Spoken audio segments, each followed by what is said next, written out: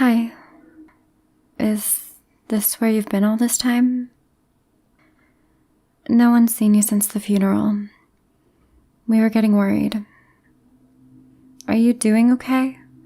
I mean, of course you're not, but are you sleeping? Are you eating? Good. That's good. How are your parents holding up? I really am so sorry about your little sister. I know you found her, and I know you're never going to forget what you saw, and I'm so sorry. I'm sorry. I'm really sorry. I keep looking for the right words, but they don't exist, do they? That's not true. It's not. 4 people are dead, and they were important and amazing, and there's this awful emptiness where they should be, but not everyone is dead. You're alive. I'm alive. Asami is alive. We're still here. Asami is... I don't know how Asami is. She's not really talking to anyone right now. It's like when we first met, back when everyone used to call her the Ice Queen.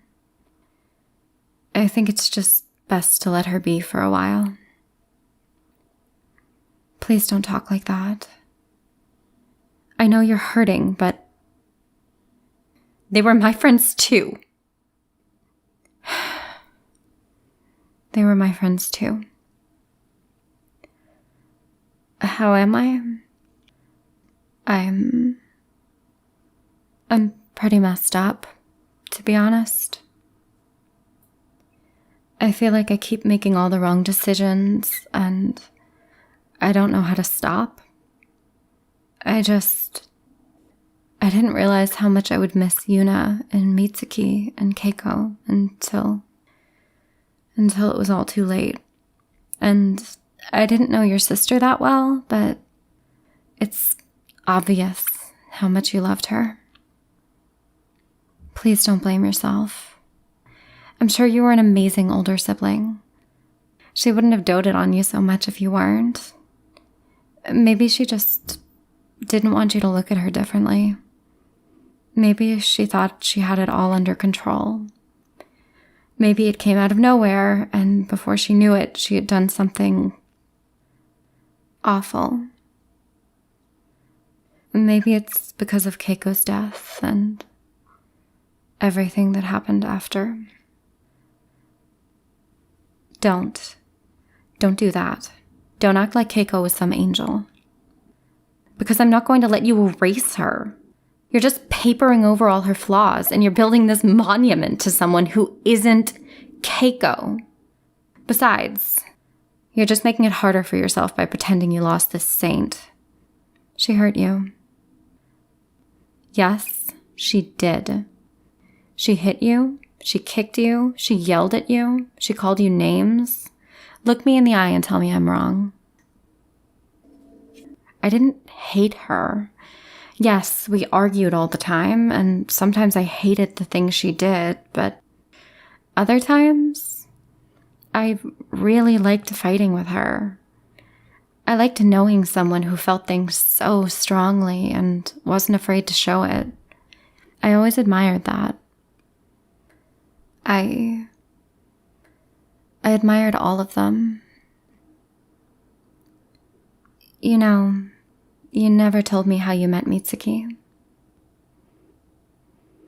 That sounds like Mitsuki. She really was beautiful.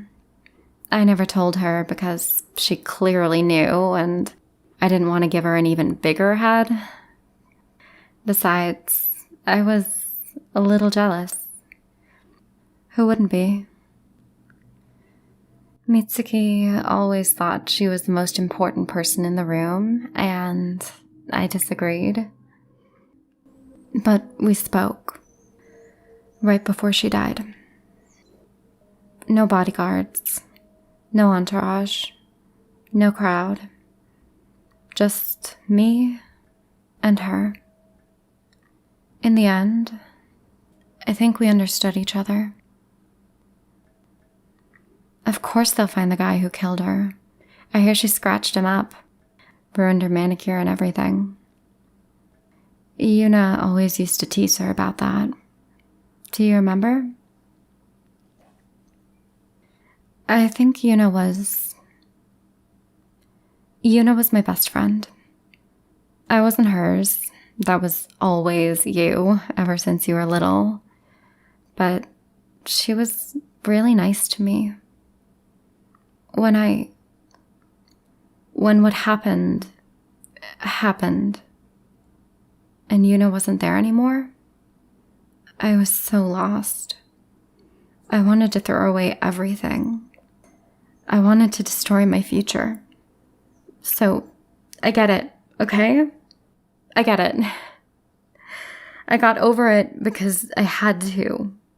Because if Yuna is dead and I give up, then what was it all for? What was any of this for? There needs to be more than pain and guilt and regret. There needs to be a reason. I have to believe this means something. And you've always been my why. You're the only thing that's ever made sense. I love you. If I die or go crazy or never see you again, I just need you to know that I love you. We'll be okay. As long as we're together, it'll all be okay. It has to be.